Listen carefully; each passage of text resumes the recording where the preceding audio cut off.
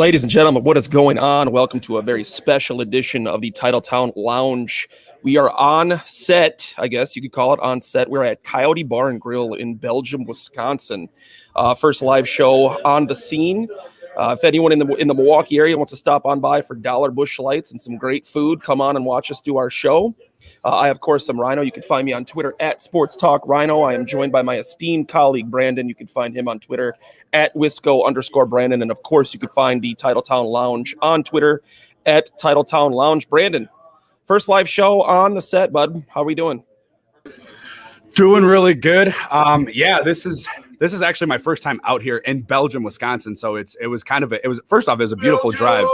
Beautiful drive. We got a Belgium shout out. Beautiful drive up here from Milwaukee.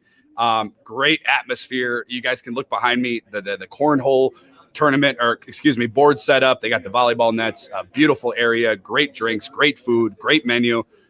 Doing really good. Super excited to be on site. And I think this is something that we're going to incorporate a lot more in doing. It's a ton of fun. Doing trivia, breaking down some Packer talk, having a Bloody Mary at 12 o'clock. You can't beat it, really. It's phenomenal. Yeah, it is awesome here. I actually live literally right here. I actually frequent Coyote quite a bit. I can walk here in about 7-8 minutes. And just a little shout out to Coyote. They have live music this Friday at 6 p.m. Kyler Cuzio. So if anyone in the Milwaukee area who is watching knows who that is or knows of Coyote Bar and Grill, come on down and check them out.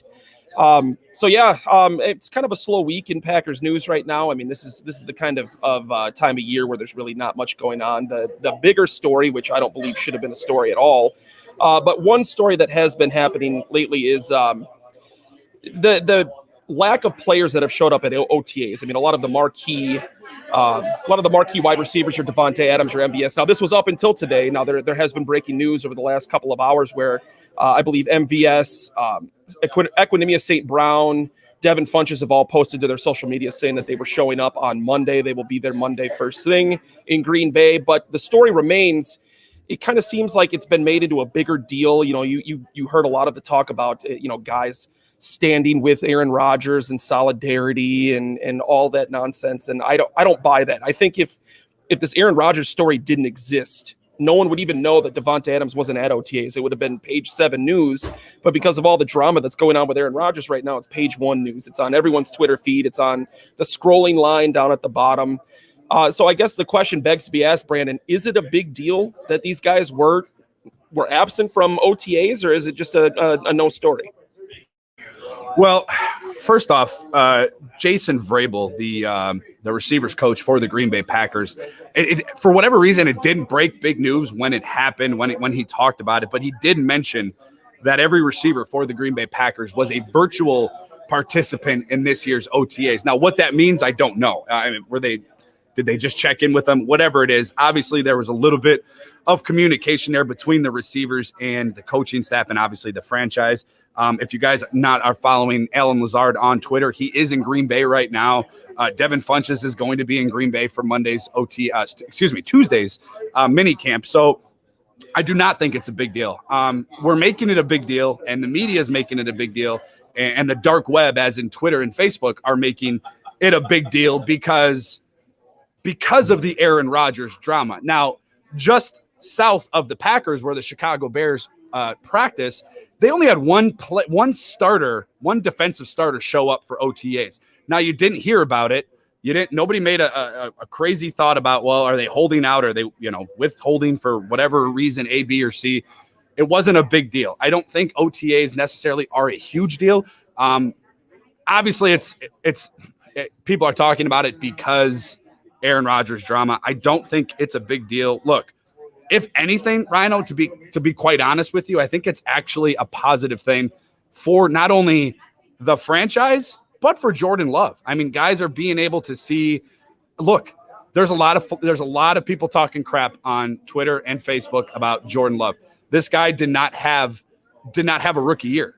COVID took away his OTAs, took away his mini camps, rookie orientation, pretty much everything. This is Jordan Love's rookie year, if we're being honest.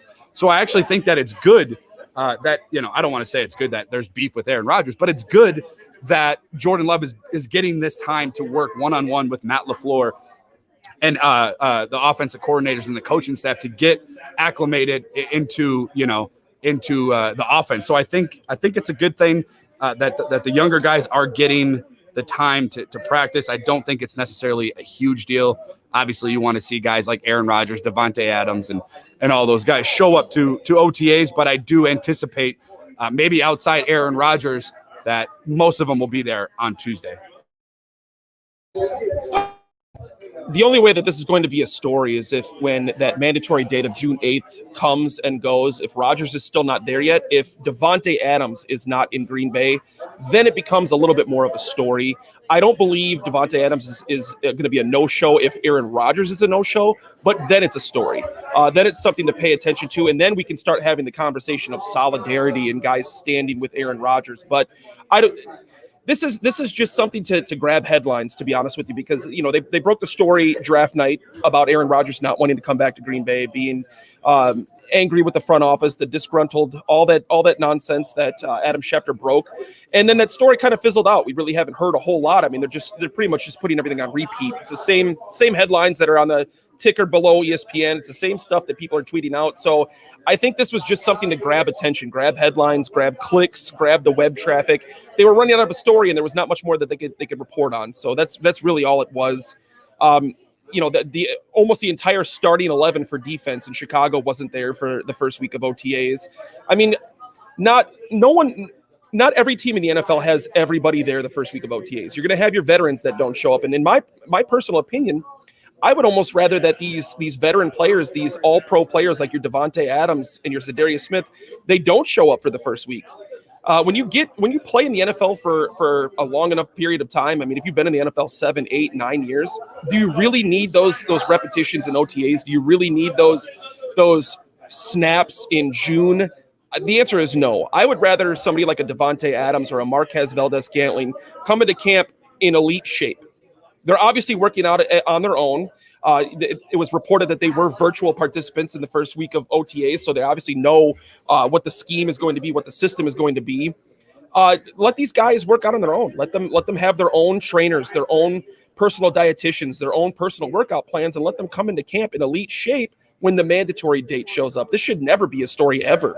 I mean, we had Brett Favre the final 3-4 years of his career never came to OTAs. I mean, he didn't show up until damn near the first week of the preseason. So I don't think it's a story ever. And regardless of whether there's drama with Aaron Rodgers or not, this is never a story to me.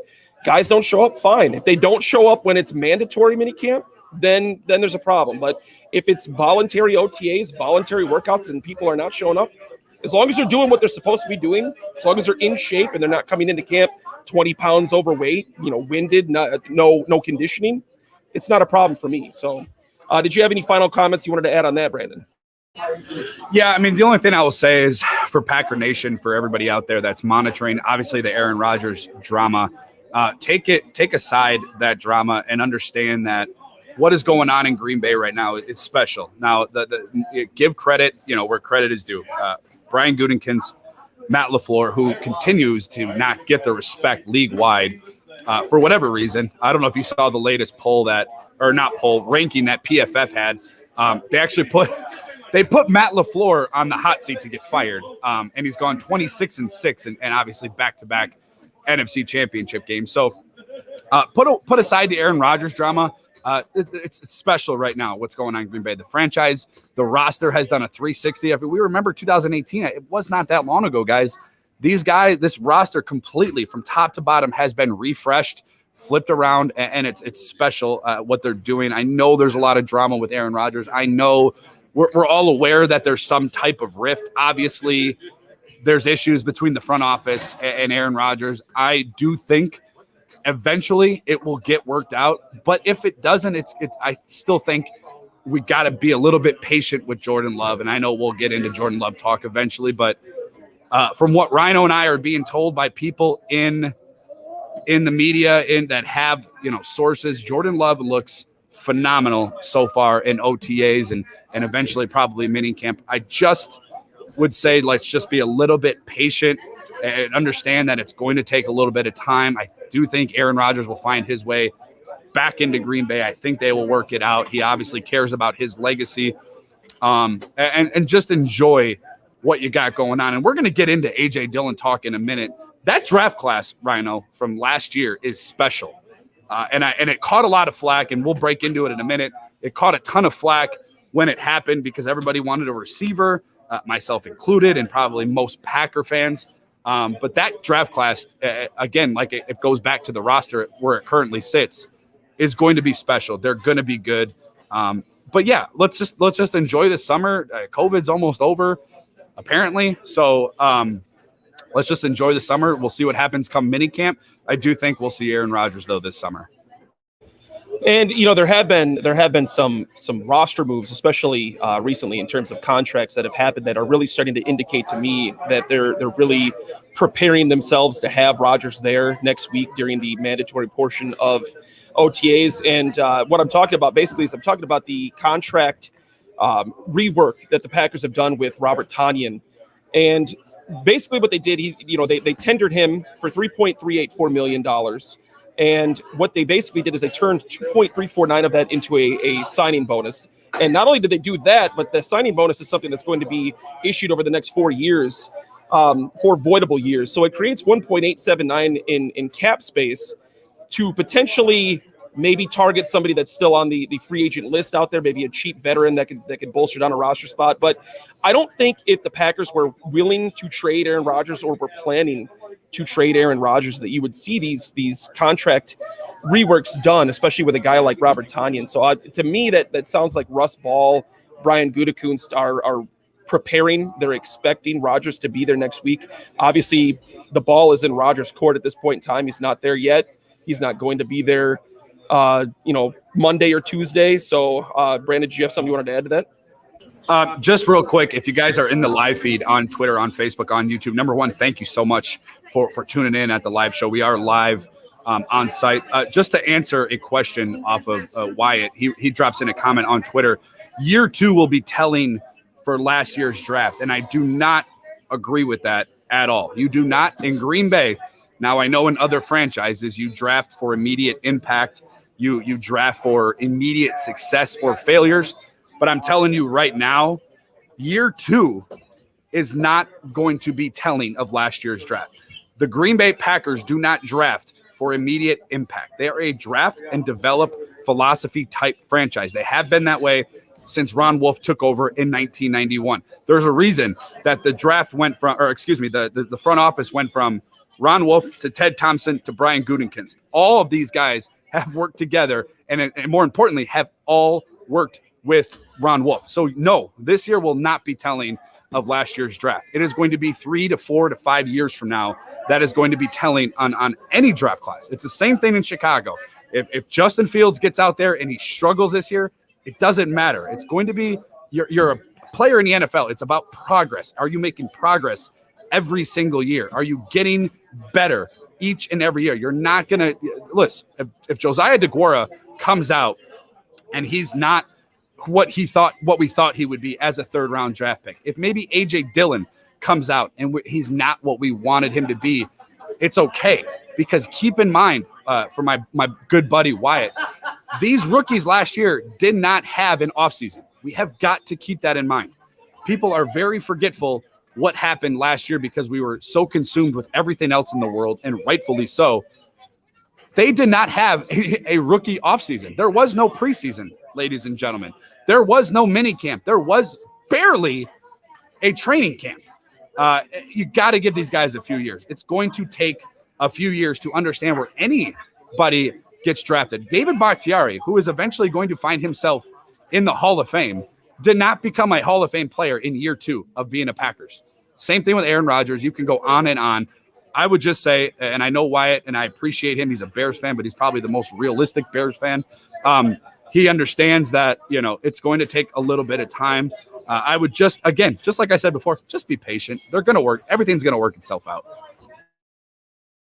Now, to expand a little bit on what Wyatt is saying here, there is a little bit of a line that you can walk in terms of progression and what you're going to see out of a draft class 2 years later. We're going to see some impact people out of this 2019 draft class, 2020 draft class this year. A.J. Dillon is going to be an impact player. Josiah DeGuara could potentially be an impact player. And, if things do not work out the way we want it to with Aaron Rodgers, Jordan Love would be an impact player. Whether that impact is negative or positive is obviously yet to be determined. But I understand where he's coming from. I don't think you define a draft class within the second season, but you could definitely see where it's going. You could tell whether a draft class is going positively or negatively in the second year of that draft class. Everyone thought Rashawn Gary was the worst pick after year one, and now he looks like he could be one of the best pass rushers in the NFL. I mean, he graded out highly with Pro Football Focus last year. So it does take a couple of years, but you can definitely tell the progress one way or the other with that. So I'm having somebody hand me an empty glass of just a Bud Light glass. Okay. Full of hot air. Okay, full of hot air. All right. We're gonna move on, and we're gonna cover one of the we're gonna cover one of the people from that draft class, and a conversation that we're going to have about Aaron Jones and A.J. Dillon and where they're going to stand in terms of the league's best running back duo. I've made the argument before. I've made this argument on a podcast about a month and a half ago that I think that Aaron Jones and A.J. Dillon could be a top 5 running back duo in the NFL, potentially top 3. Aaron Jones needs no introduction in terms of where he stands in the NFL and how good he is. He is a top 5 running back right now. He's had 3,000 yards from scrimmage and 30 touchdowns over the last 2 seasons, back-to-back seasons with over 1,000 yards rushing. And I think the difference between this particular backfield and the Jamal Williams, Aaron Jones backfield is that it's 2 completely different running backs that you're going to see. You have the one guy in Aaron Jones who's an he has the ability to run east to west, very agile, very versatile. He can catch passes out of the backfield. He can line up and catch passes deep. We've seen him catch a 30, 40-yard bomb. So you have that particular style of running back, and then you have A.J. Dillon, who's the bruiser, the guy that's going to come out and get you that first down on 3rd and 1, get you the touchdown when you're on the goal line. He's a north-south runner. He's a guy that's going to run someone over. I mean, we saw that Titans game last year where he absolutely punished the Titans defensive line all game long. So I think the difference between the two is what's going to make them so exceptionally well. Brandon, what are your thoughts on that? Yeah, and I know we were talking a little bit in our group chat today, and I in college, I'm going to be honest with you, I didn't watch Boston College, and probably rightfully so. But I went back and did a little bit of digging to see like how good he was in college. Now we have a buddy in our group chat, Andrew Holt. Shout out to him. Follow him on Twitter at McAssHolt. Phenomenal handle. But follow him on Twitter. But he made a comment a couple months ago. He said, and I remember it very vividly. He said A.J. Dillon arguably is the best running back in college football. Now, when you hear that, you're like, okay, Reggie Bush played college. Barry Sanders, the list goes on, and you really didn't take it for face value at what it was. But his freshman year at Boston College, ladies and gentlemen, as a freshman, as a 18-year-old kid, he ran the ball 318 times for almost 1,700 yards and 14 touchdowns. That is a grown man. That is a grown man as an 18-year-old kid. Now, every year he progressed a little bit. Now, in his sophomore year, he dropped down a little bit in yards. He only had a little over 1,100, but his carries were also down by almost 40. So, I mean, that kind of is a little bit of a telltale sign right there. His senior year, I mean, he had almost 1,600 yards, 14 touchdowns again. And then I don't think he got the publicity in that draft because of what happened with Jordan Love. Now, when Green Bay selected Jordan Love, everybody blew up. It was crazy on how much there was, chaos following that draft. And then A.J. Dillon was selected in round 2. And people were like, well, why? Why would you select a running back out of Boston College when you have Aaron Jones and Jamal Williams? And all I'm going to say is, again, and it goes back to what I just said previously, give credit where credit is freaking due. Brian Gutekunst knew that in 2020, going into 2021, he wasn't going to be able to sign both Aaron Jones and Jamal Williams. Now, keep in mind, I did not think Aaron Jones would have been the one that they kept, but I'm absolutely thrilled that they have Thunder and Lightning because A.J. Dillon is a monster. Ladies and gentlemen, Aaron Jones is 5'9", 208 pounds. A.J. Dillon is 6 foot, 200 and almost 50 pounds. They ran almost identical 40 times. Now, take it for what you want. People don't really care about 40 times. But if you got a 6 foot, 250 pound running back running a 4.5, I'm getting the hell out of the way. And you saw it in that game. You saw it in that game against Tennessee. Now, throughout the season, A.J. Dillon, people also forget, A.J. Dillon was out of that, pretty much, I would say a month and a half of that season, did not play. He sustained, or not sustained, but he got COVID, and they sat him down for pretty much all of November. It was really weird how it all transpired. But in that game against Tennessee, now keep in mind, he did not have any game this season that A.J. Dillon played in. He only had one game where he got more than 5 carries. One game. That one game, he had 21 attempts for 124 yards and 2 touchdowns in the cold in December, exactly what he is built to play in. He is built for Green Bay. Now, you also get people that talk about, he doesn't receive the ball. He's not a running back that catches the ball. That's also not true because he progressed at Boston College throughout his 3 years at receiving the ball. Boston College is an old school, run it down your throat type of offense. They do not pass the ball out of the backfield. So I think with Matt LaFleur, look, you're going to get a lot of looks with both of them. There's going to be A.J. Dillon and Aaron Jones on the field together at the same time. It's going to happen. Matt LaFleur will scheme it up, and both of them will present a threat that the defense is not going to be able to cover, especially if Aaron Rodgers, the former or the reigning MVP, does show up.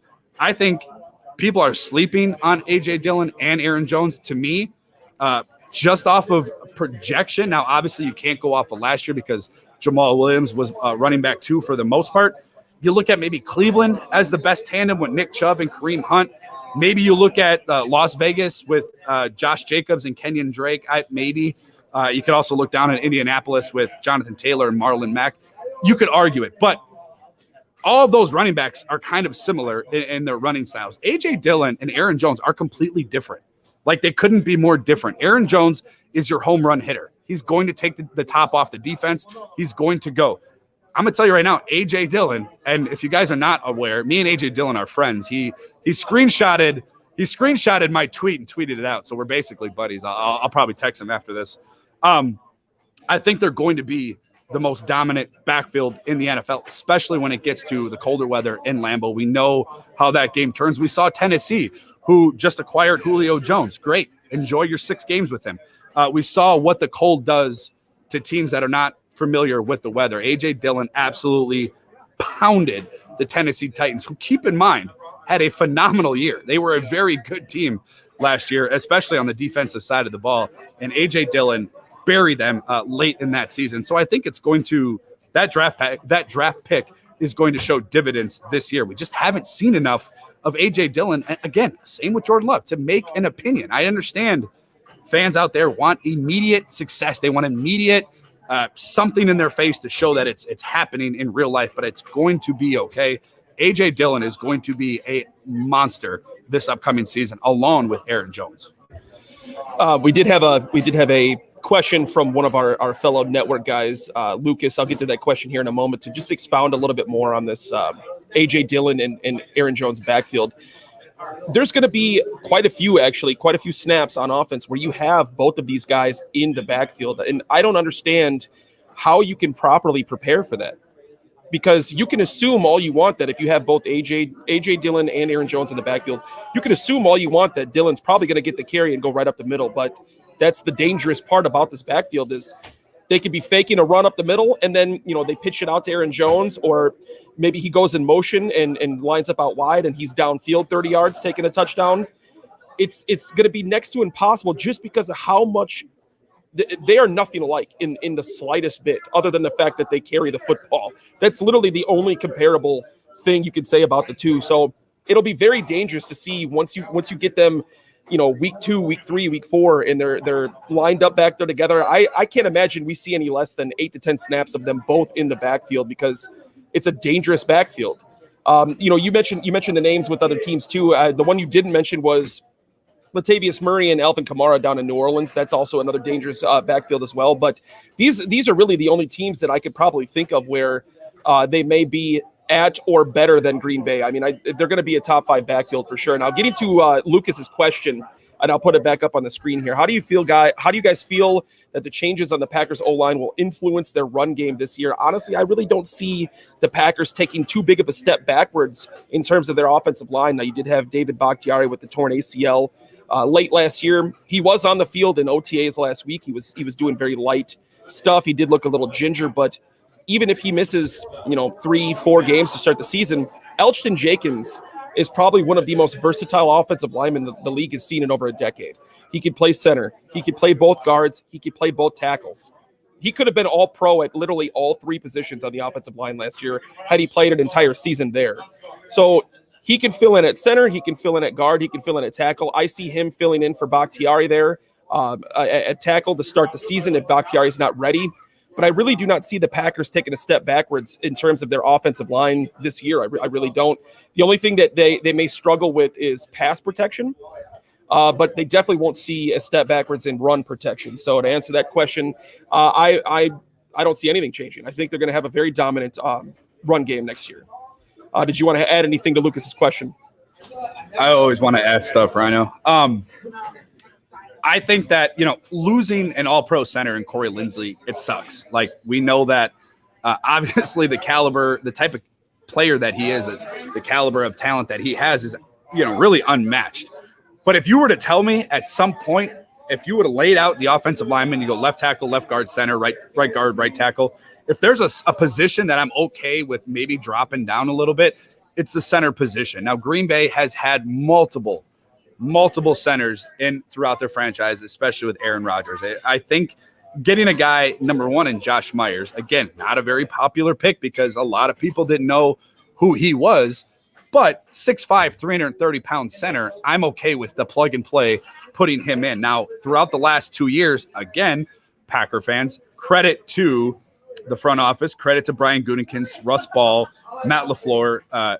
They've drafted for depth when it comes to the offensive line. Now, David Bakhtiari, putting all his weight on his torn ACL knee already in June, I think he's going to be coming back probably at the beginning of the year. I do think David Bakhtiari starts the year. He's already putting full weight on that knee, so I think he'll be back. You add in Lucas Patrick, who played in last year, phenomenal. You drafted guys like Royce Newman, Cole Van Lennon from Wisconsin. You got depth with the offensive line. Billy Turner is also a guy that can play multiple positions. You got Elgton Jenkins, who I think, maybe this is a stretch, Rhino, but I think Elgton Jenkins is well on his way to maybe a Hall of Fame type of career. The guy has been phenomenal. I mean, he's literally played every position on the offensive line last year. Literally every position. John Runyon Jr., getting him in last year's draft. He started last year. So I think they're fine. I think the offensive line is going to be phenomenal. I think they are going to step up and be very dominant. And look, that's the best thing about Matt LaFleur's offense is it's unpredictable. You don't know what's coming.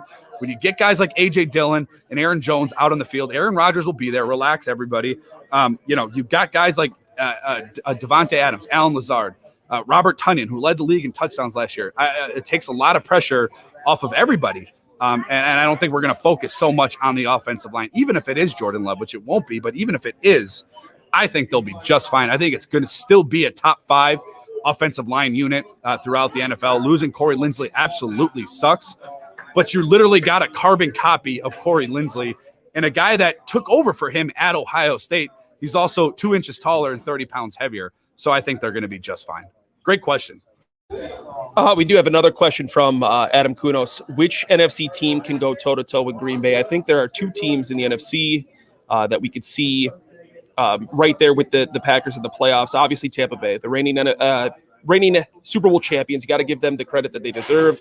They really didn't lose a whole lot off of that team. It is Tom Brady, so you do have to give them the respect that they deserve. I also think the Rams could be right back there. And yes, I am saying that legitimately with Matthew Stafford as their starter. I do think they upgraded at quarterback.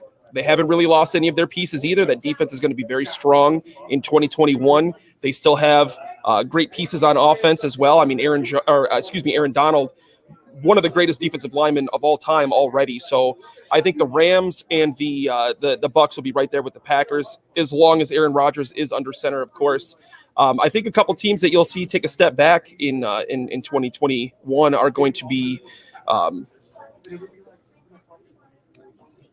Washington is going to take a step back. I mean, that's pretty simple. I think Washington is one of those, like 1-year hit teams where they went on a decent run there towards the end of the year. I don't, Ryan Fitzpatrick is only getting older.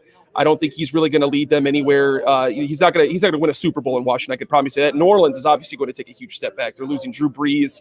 Taysom Hill is not going to be the answer in New Orleans. So, I think honestly right now, I think the NFC comes down to Tampa and Green Bay, with the Rams maybe being a surprise contending team that could go to a Super Bowl. So, but back to AJ Dillon and Aaron Jones, top 5. I would put a house payment on it that says that they are top 5.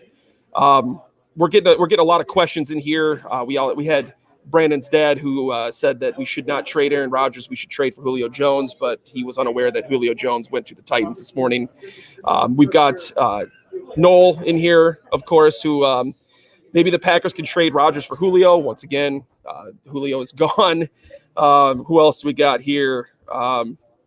This is a great point. A.J. Dillon will be hard to bring down, even more so than Jamal Williams. I mean, A.J. Dillon is a shorter version of Derrick Henry. And we've seen over the last 3 years how it is next to impossible to tackle Derrick Henry. He's got one of the best stiff arms I've ever seen in my entire life. So A.J. Dillon's going to be right there with him. When you get 250 pounds of muscle going full speed, I don't care if you're Lawrence Taylor, it's going to be difficult to tackle. So, I mean, these are all great points. We covered the Robert Tonyan contract thing a little quickly, so we're kind of moving quickly here. Just to also give a shout out to Coyote again while we're sitting here. Anyone who is a golf fan, the match with Aaron Rodgers and Tom Brady, they're going to be having a drink and food special little party for that on July 6th at I believe 5:30. So anyone in the Milwaukee area can come on up to Coyote and check that out. This is a great place. They got great food, $1 Busch Light cans. He is covering my can of hot air now, so nothing falls out. I still have my cup of hot air, but now we have a lid on it, so nothing is going to spill out. Brandon, you were talking earlier. You had a subject that you wanted to bring up that we haven't gotten to yet. What was that? Well, first off, shout out to Adam, Noah, another Adam. You guys are on the live feed. Lucas with some great questions. If you guys are on the live feed, thank you so much. I have a plate of chicken wings sitting to my right here over at Coyotes. This place is phenomenal. I've never been out here. I'm in the Milwaukee area, so obviously I don't come out to this area too much, but it's phenomenal. The bartenders, the staff, phenomenal people. I highly recommend checking it out. Really cool location too. You almost feel like you're like in the middle of nowhere, and then all of a sudden you get off the freeway and there's all kinds, signs to buy cheese and all kinds of good stuff. But the thing I wanted to get to, and I mentioned it to Rhino this morning, and he told me not to get too aggressive. So I got to keep it PG. We got kids walking around in the bar, and obviously customers. But for my Chicago Bear fans out there, I just have a little bit of a PSA. I just want to break down for you guys real quick. And I love you guys. I do. You're excited. You're like that 5-year-old waking up on Christmas morning who's never remembered Christmas, but all of a sudden remembers all the gifts under the tree, and you don't know what to do with yourself. You wet yourself. You just get too excited, to open those gifts, and you don't even know what it is. It could be a box of coal. You don't know, but you're just so excited no matter what, because you haven't had something like this ever in your life. I saw a couple tweets, and I'm going to get to it in a minute. Number one, talking about Aaron Rodgers' family and his situation. This is real life right here. Don't talk about other people's family. You don't know what's going on. You don't know why they're not talking. There could be a number of things. Adam, I promise I won't ruin your Christmas.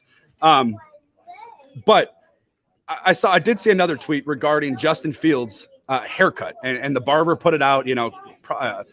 He was respectful about it. He goes, nice. It was awesome to cut Justin Fields' hair. Blah blah blah. And then somebody tweeted out. They quote tweeted, and they said, "I bet he couldn't get a haircut up in the boondocks of Green Bay." couple of things. Number one, the tweet obviously is uneducated. The fan base as a whole is pretty much uneducated. I got a cup of air here as well, but less air. but less air. But when it comes down to the Chicago Bears, here's the thing. You got Justin Fields. Okay, congratulations. Number one, congratulations. PSA for you guys. He'll never be as good as Aaron Rodgers, but that's okay. Enjoy what you got. Have a little bit of humbleness when it comes to it. Don't talk about other people's family. Don't talk about him not being able to get a haircut in the boondocks of Green Bay. The guy has probably never been to Green Bay. And why would you, Rhino, come to Green Bay as a Bears fan when you have a 19-3 record against the Chicago Bears in the last decade? I mean, I honestly don't understand why they would ever come to Green Bay.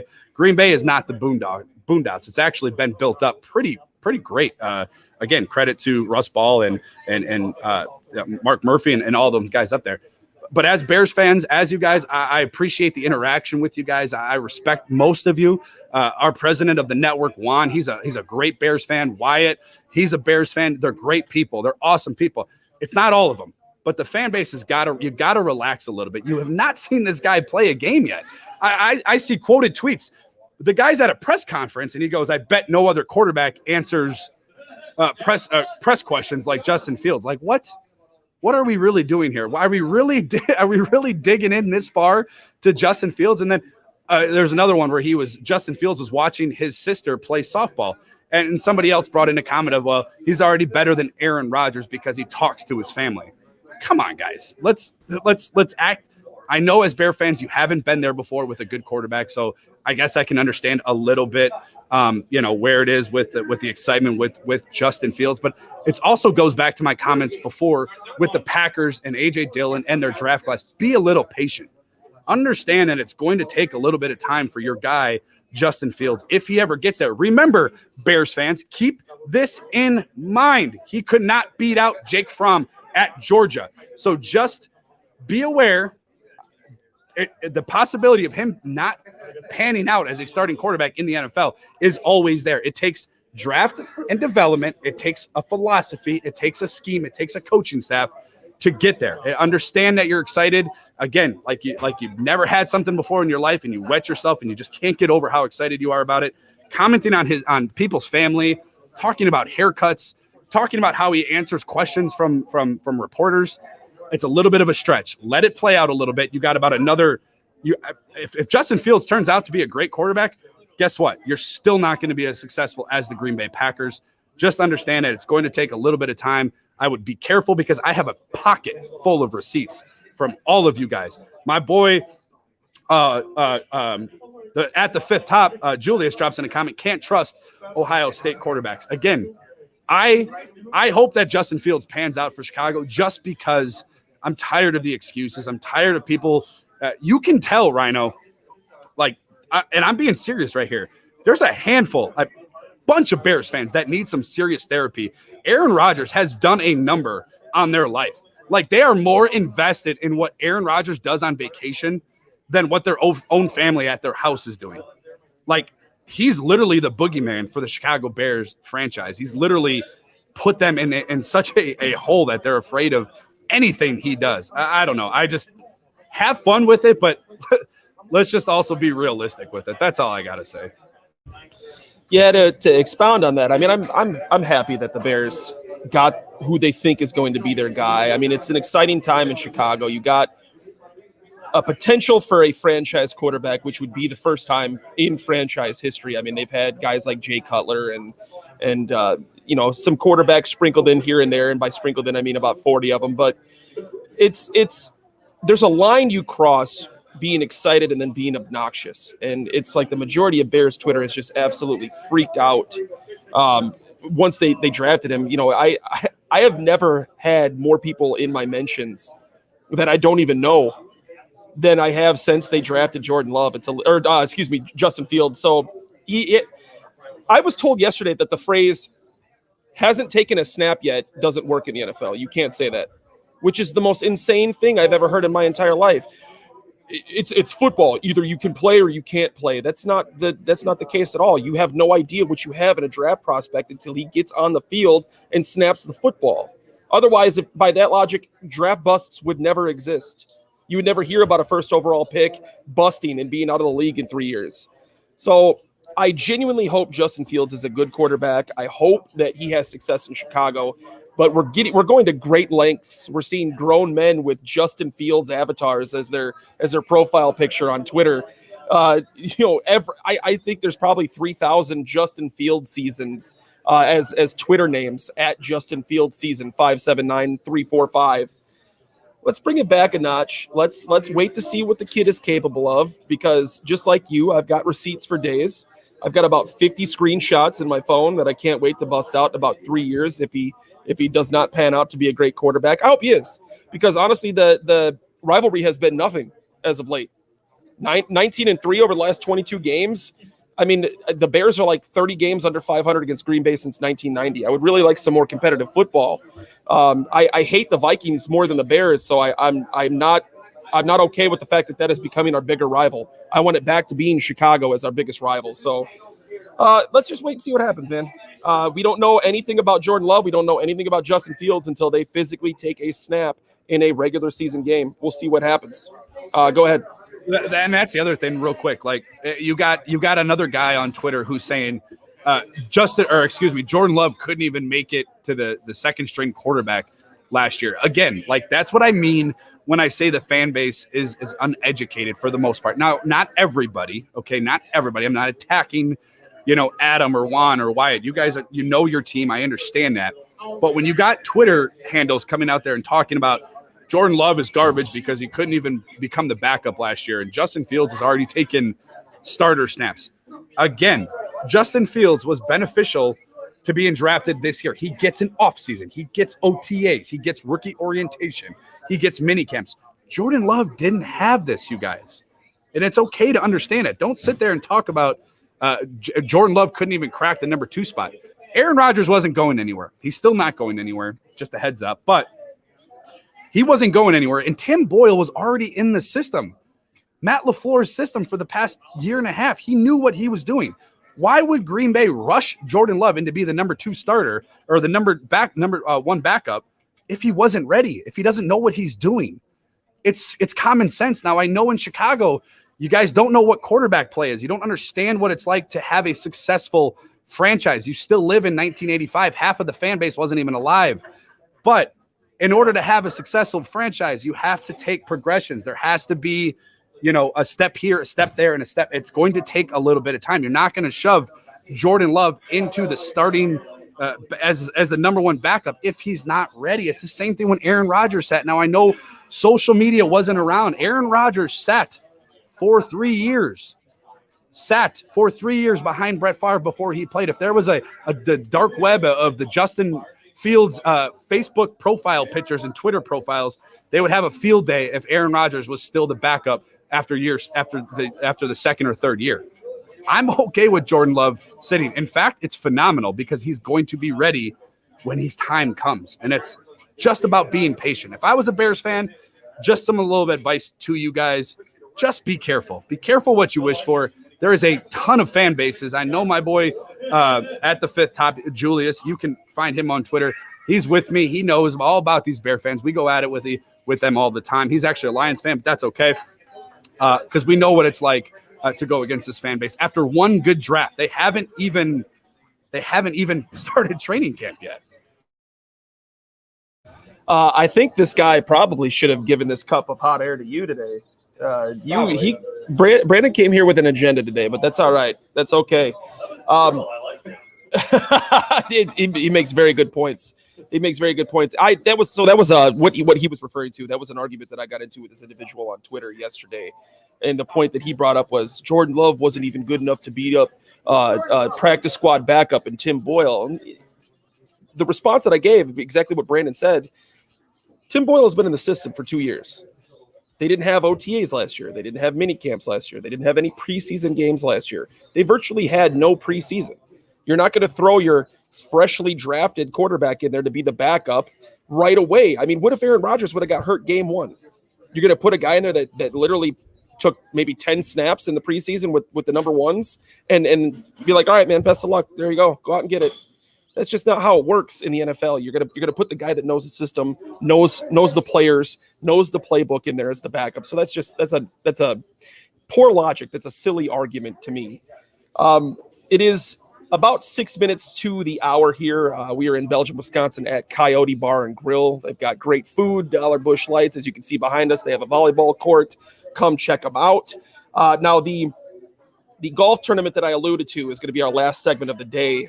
It is being donned as the rematch. Tom Brady versus Aaron Rodgers. You have Tom Brady and Phil Mickelson in one team, and then you have Bryson DeChambeau and Aaron Rodgers on the other team. And it's actually been really entertaining.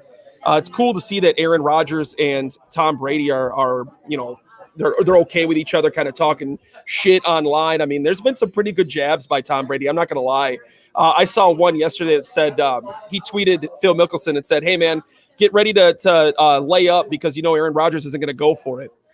And I was like, "Oh man, it hit me right in the heart," but it's also hilarious. Like that's funny to me. So, what are your thoughts on this? I mean, actually, first let me ask this: are you okay with Aaron Rodgers doing this with all of the animosity that has happened in the offseason? Are you okay with them having this golf tournament?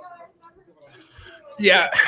Number one, yes, to answer your question in short, and then of course I'm going to give you a drawn out answer. But yes, I'm okay with it. Look, we all know that there's a little bit of rift there between Aaron Rodgers and the front office, but I do think that they are working it out.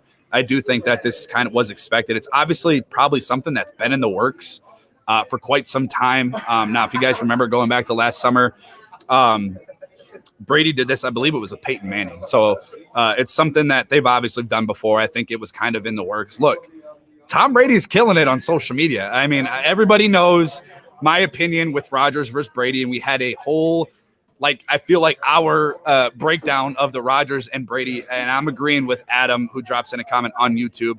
Rodgers is better than Brady. Anybody with a brain and two pairs of eyes knows that. But I am okay with it. I think it's going to be a little fun. I think we're going to hear some things. Maybe we see a little bit of a side of Aaron Rodgers we haven't seen.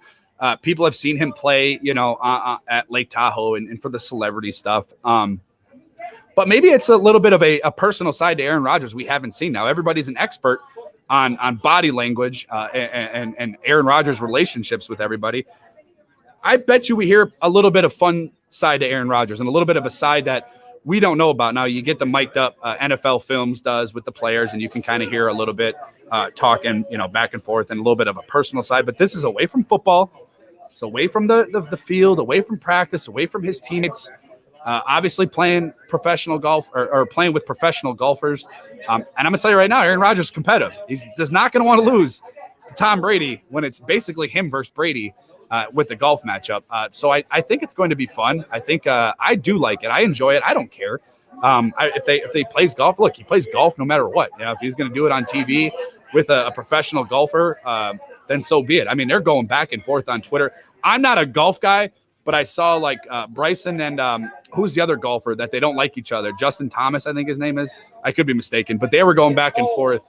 Yeah, they were going back and forth on Twitter with each other. They don't like each other, so that meme where he's walking in the background is going around. It's those two guys that are going back and forth.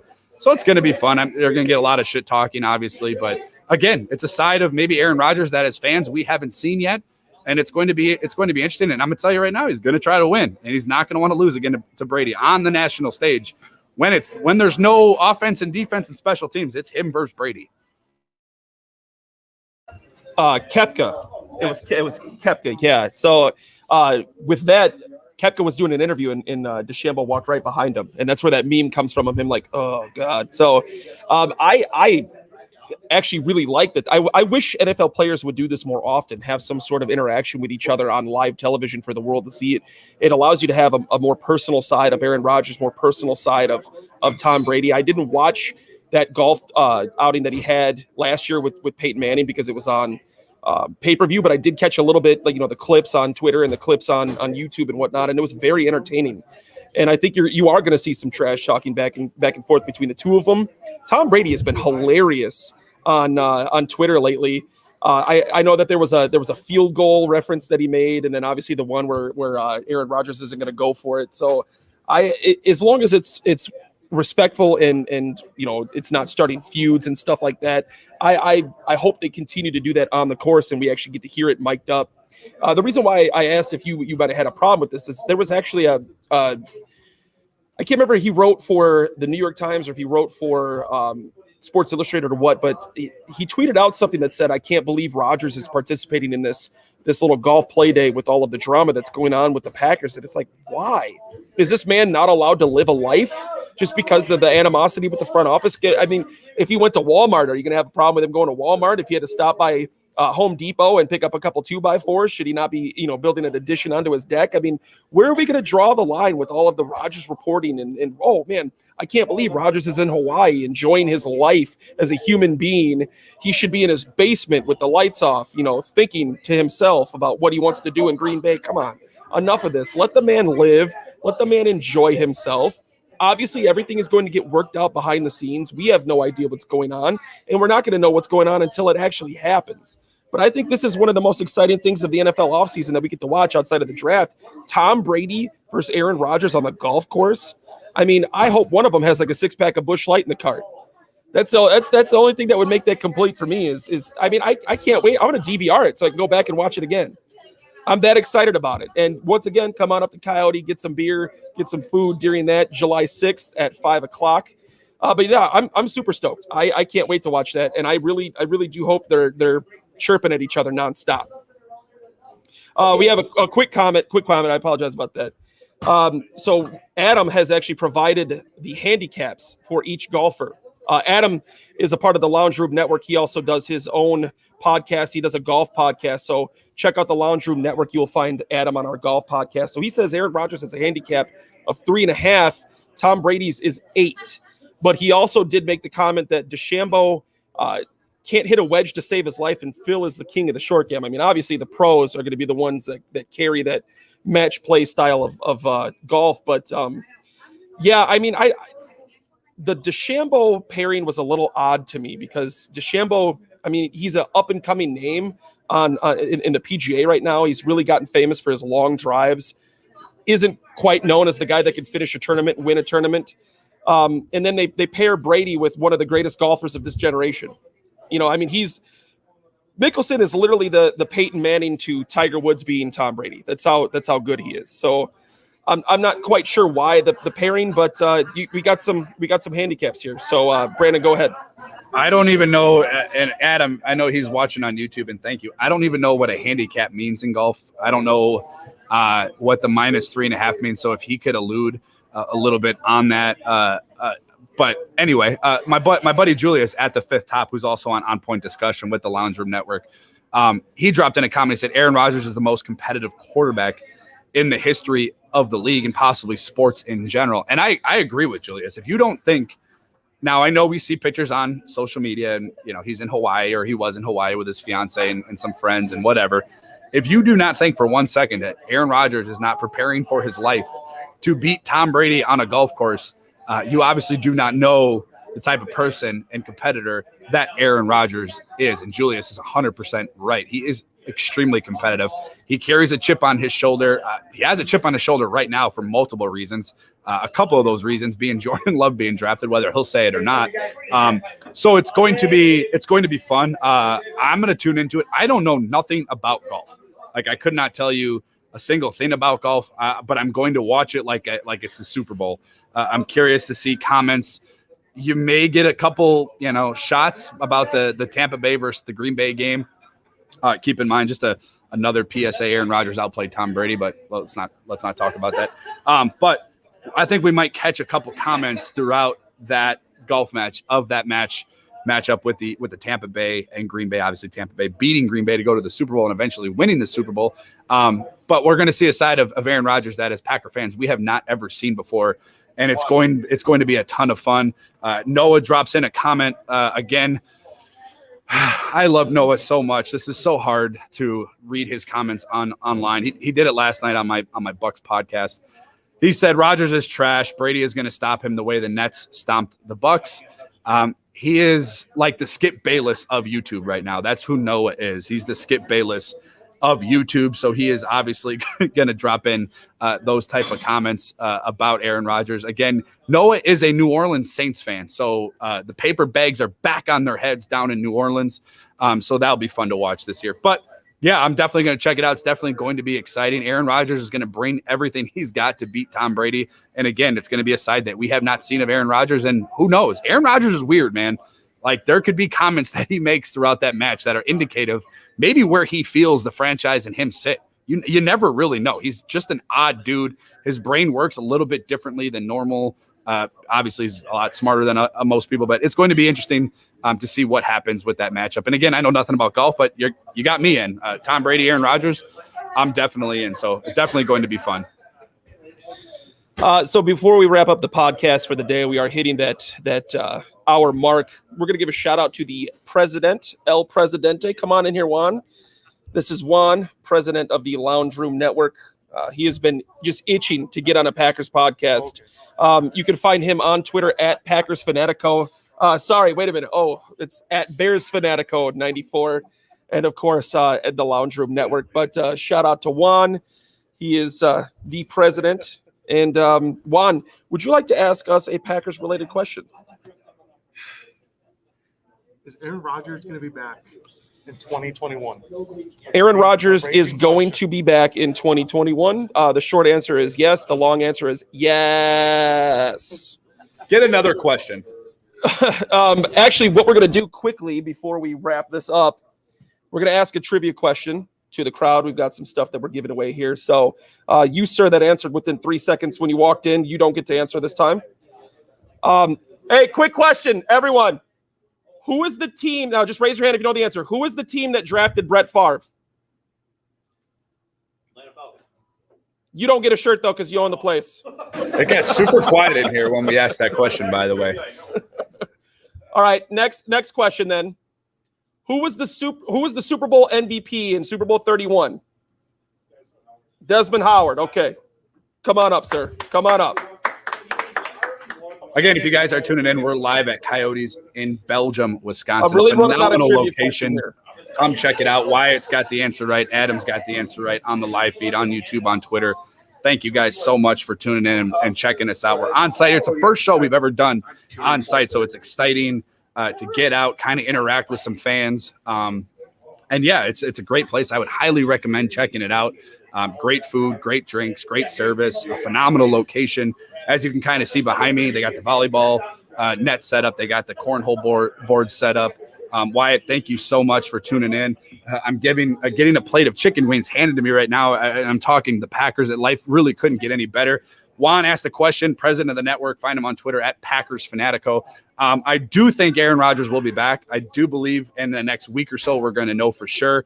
But yes, Aaron Rodgers will be back. If anybody on the live feed, if you're on YouTube, Twitter, Facebook, if you got a question you want to just nail off the top of your head real quick and ask us, we'll answer it live on air. We're going to stick around here. I think we're going to stick around live for a little bit, kind of interact with you guys. We'll stick around for a couple minutes. Yeah. I got nothing else to do. I got a couple bush lights sitting in front of me. So right. So if you guys got questions, drop them in. Let's talk about them. Drop us a question. And real quick, Kyle, shout out to Kyle right there. He is the proprietor of Coyote Bar and Grill. He was gracious enough to let us do this whole little shindig here, and hopefully we could do it again in the future. It's been a really fun day. Noah actually with the positivity, you know what? This is the first time I'm doing this. He gets to go up on the big board. He gets to go up on the big board today. Thank you so much, Noah. I do appreciate the little rivalry that Noah likes to have with us on the Titletown Lounge. So here we go. Adam Kunos has a question for us. Does Rodgers sign an extension or does he opt out for free agency? I'll answer this real quick. If Rodgers is back, it's only for 2021. I think with the cap issues that Green Bay has going forward, they're already $30 million over the cap for 2022. I think there's a 0% chance that he is a Green Bay Packer for next season. I think the plan the entire time when they drafted Jordan Love was to go a couple years and cut ties with Aaron Rodgers after 2021. I think that was what Gutekunst had in mind when Jordan Love fell to them. Well, they moved up, but I don't think they expected him to be there. But I think that was a plan the entire time. Draft his successor. He's out in 2 to 3 years, and I think 2021 would be his last season. So no, I do not see an extension in his future. That would ultimately make that pick horrible. I mean, they would look really bad. And I think one of the reasons behind all of the animosity, all of the drama that's going on is Gutekunst is a hard-headed guy. He's a stubborn guy.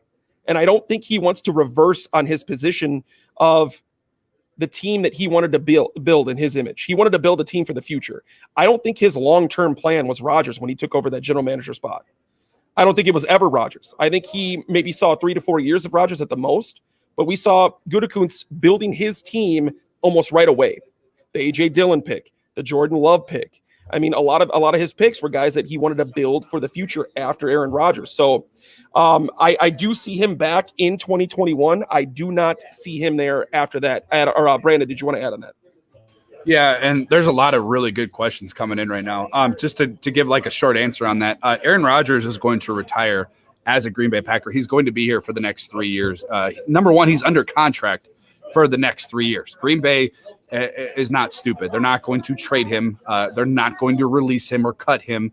Obviously, the franchise has learned from the Brett Favre drama. Aaron Rodgers is not going anywhere. Number one, like I just said, he's under contract.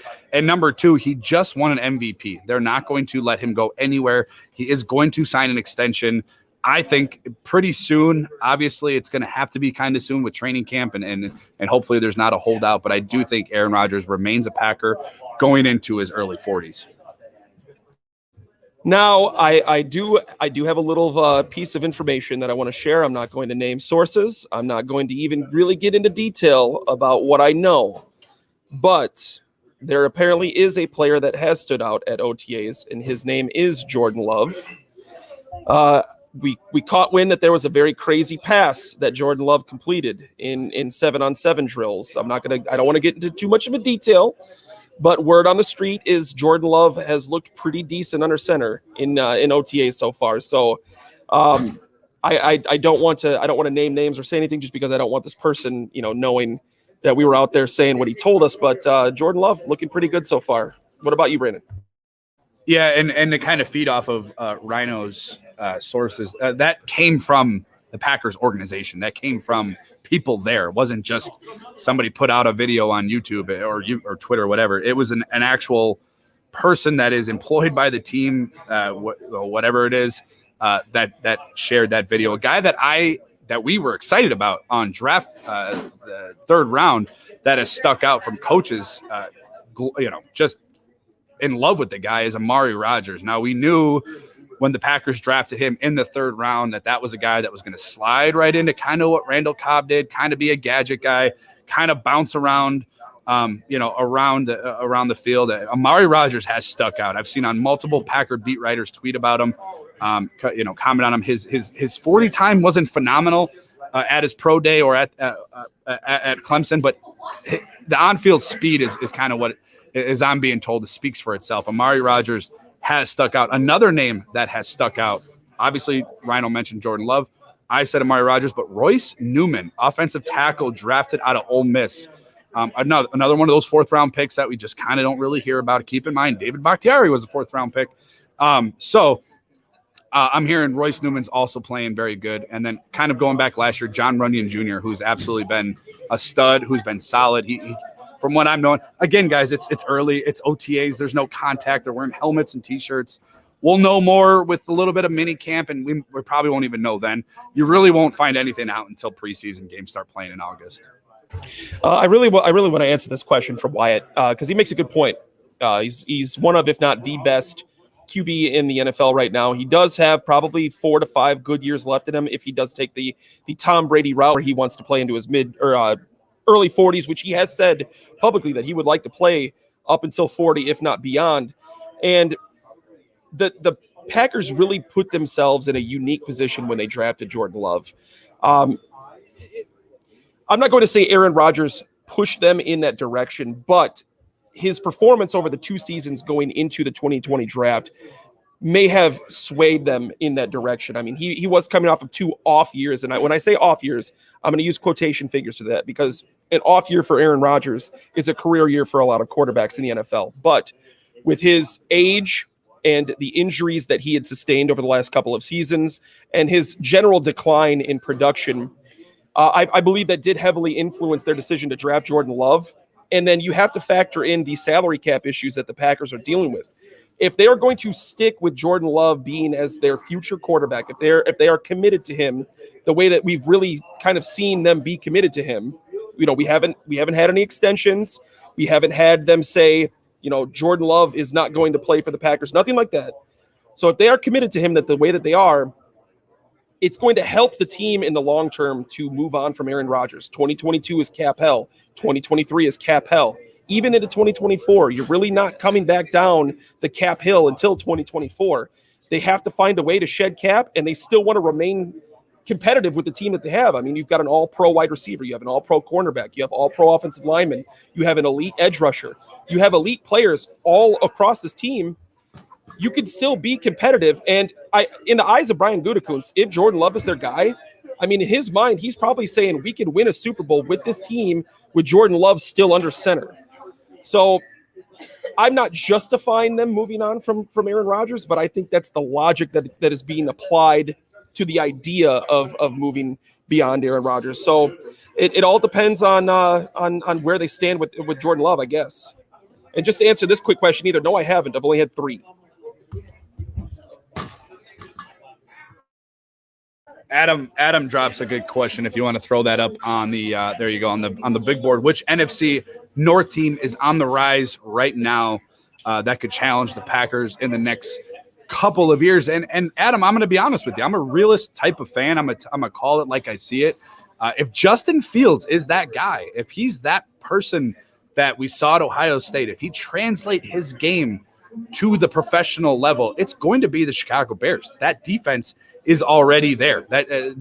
Julius, it's not the Lions, bro. Jared Goff ain't the answer.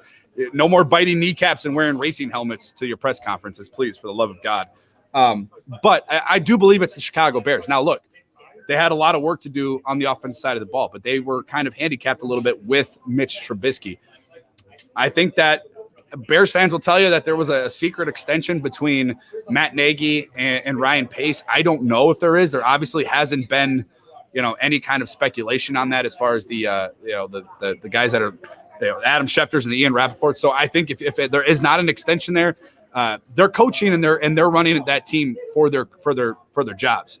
There's going to be a little bit of a desperation mode. I think they're going to open the field a lot more with Justin Fields. Obviously, Allen Robinson and Darnell Mooney. The talent is there. Cole Kmet from last year's draft. The talent is there for Chicago. Obviously, on the defensive side, they're always really good on the defensive side, but offensively as well, they just haven't had that quarterback. So if I'm going to be honest with you, and again, that's what I'm going to do, whenever I get asked any kind of question, even if I can't stand the Chicago Bears, it's the Chicago Bears. I think the Lions are still the Vikings are still trying to figure it out. They're trying to revamp their defense from last year. Obviously, they went out and got the cornerbacks Patrick Peterson and Rashawn Breeland actually as of yesterday. So I think that the Vikings are still trying to figure out. The Lions are still trying to figure it out. If there's a team that's going to contend with the Green Bay Packers going into this year, I believe it's the Chicago Bears. I actually want to jump in here for a second, and I am going to side with my boy Julius. I think 2 years from now, 2 short years from now, the 2023 season, the Lions will be better than the Chicago Bears, and they will be a team that can compete with the Green Bay Packers. And I'll explain why. Here's my explanation why. They're a young team. They have a plethora of draft picks coming up. The Bears, on the other hand, are on the decline with a lot of their roster. They did just pick up Justin Fields, but their defense really needs a lot of work. You have a lot of aging guys. You have a lot of guys that are probably going to be free agents in the next couple of years. Their defense is going to have to go into a total rebuild. Their offense, what's going to happen with Allen Robinson if he doesn't get what he wants this year? Is he going to pull the same crap next year? Is he going to be gone? Outside of Allen Robinson, who are you throwing the ball to? We need to get him a decent weapon at the wide receiver position outside of Allen Robinson. The running game is pretty solid. The offensive line still needs work. Outside of the quarterback position, the Bears still need a lot of help to become a contention-worthy team. The Lions are already putting their foot on the gas and building a decent team. And Julius and I have talked about this on our other podcast, On Point Discussion, on multiple occasions. They drafted very well this year. I think they had probably a top 5 draft. I mean, they're going to have a very phenomenal offensive line. Jared Goff is a quarterback that has proven in the past that he can lead a team to the Super Bowl. If you put decent pieces around Jared Goff, he is a serviceable quarterback. And I think you see a new regime in Detroit right now. They're no longer accepting defeat. They're no longer accepting failure year in and year out. This is a team that wants to win, and they're building a team that is going to win. I think the Detroit Lions over the next 2 to 3 years are going to be that team in the NFC North that competes for the division. Yeah, does it really matter? As Aaron Rodgers comes back, it doesn't matter. Even if Justin Fields pans out, Jared Goff, and in to argue the Jared Goff point, Sean McVay was in that helmet running that offense through Jared Goff. Now I know they got to the Super Bowl, and that's great. But what else is in Detroit? Yes, they drafted well, but you could also make the argument that the Bears drafted pretty good. And I think the Packers and the Vikings all drafted fairly good. I think all four of these teams got better. It's going to be, if Aaron Rodgers is not in Green Bay. Well, hold on. The Vikings did get better. They drafted good. That's all I said. They had a good draft. They got Patrick Peterson. They got Rashad Breeland actually as of yesterday. So the defense is going to be better under Mike Zimmer. He's a stingy guy. He has Aaron Rodgers' number. If we're being honest, it's going to be a good division. If Aaron Rodgers is not in Green Bay, the division's open. You could also make the argument, Rhino. I'm going to make the argument. I'm going to go out on a limb. Aaron Rodgers doesn't show up to – sorry, my son's throwing me off in the background there. I just saw him pop up. If Aaron Rodgers does not show up to Green Bay, Jordan Love is still the best quarterback in the division. I said it. I'm going to stick with it. Jordan Love is the best quarterback in the division if Aaron Rodgers is not there. I really hope that some of these Bears fans that are mentions aren't watching the show right now, because my Twitter is about to blow up here in the next 30 seconds. I don't agree with that. I don't agree with that. I love Jordan Love. I love Jordan Love. I don't agree with that. He hasn't played. We don't know. Kirk Cousins is still a pretty serviceable quarterback. I don't know why people are such against Jared Goff. I think Jared Goff is a decent quarterback. He's dealt with some injuries. He had the thumb injury last year. I think the Rams took a step back offensively when they lost their running game. The running game really didn't take off the way that they wanted it to. I think and he's still young. He's only, 27, 28 years old. If the Lions continue to draft the way that they are drafting right now, they're going to be a good team in 2 to 3 years, and they're going to compete not only for a division title, they're going to compete for an NFC championship. Now, the one thing that I wanted to touch on before, which you said the division is wide open if Aaron Rodgers leaves this year, I don't agree with that. The Packers, even without Aaron Rodgers, the Packers at every other position other than quarterback are still the best team in the division. If Jordan Love isn't where they want him to be in 2021, you have Blake Bortles as a backup, who, once again, I'm not going to put Blake Bortles up with Jared Goff, but Blake Bortles is somebody who can take a good team forward in the playoffs. Jacksonville Jaguars had a good team a couple years ago, and they were probably 2 or 3 plays away from going to the Super Bowl. Now, obviously, that's the Jacksonville Jaguars. They've had one of the worst front offices in football for pretty much their entire tenure in the NFL. We've seen what Blake Bortles can do with pieces around him. We've seen what Jared Goff can do with pieces around him. I would like to say the Lions are probably the front runner for who's going to compete with the Packers in the division. Now, I wanted to get to this question from Noah. Is there a no later than date for Rodgers where we know he's gone for sure? No. There's no official date. Now, I do know that June 8th is the mandatory date that players have to start showing up for preseason workouts. Once June 8th comes and goes, if Aaron Rodgers is not at camp, if he's not with the Green Bay Packers, he will start getting fined. Now, one thing that he can potentially do is he can hold out. That doesn't necessarily guarantee that he's gone, but he can hold out, and he can hold out for as long as he wants to. We saw years back, Emmitt Smith with the Dallas Cowboys held out for, I believe, the first 2 games of a season, and then ultimately got the contract extension that he wanted. But there's no official date that there is where we can say, yeah, he's gone now. Someone please give Brandon his wings now. He's talking hangry. He's making hangry comments. That question from Noah is going to be the last question that we take. We need to wash out Brandon's mouth. Cousins is the best QB in the North. Okay, now Noah's done. Now Noah's done. He lost credibility again. He's not even the best Now, quarterback in the North. Noah, you were right there, man. You got up on the big board. One of your comments was on the live feed, and then you took a step back. No, Noah, that was a good question with the date. There is no date, but we're going to wrap things up here on the Titletown Lounge. Of course, we are live at Coyote Bar and Grill here in Belgium, Wisconsin. Any of my Milwaukee followers, any of our Milwaukee fans, please come check this place out. It is right off of I-43. There's only one exit to Belgium. Great food, dollar Busch Light cans, and of course, Kyle and the staff here are phenomenal. I, of course, am Rhino. You can find me on Twitter at Sports Talk Rhino. Of course, my esteemed colleague who needs to eat something. Damn, bro.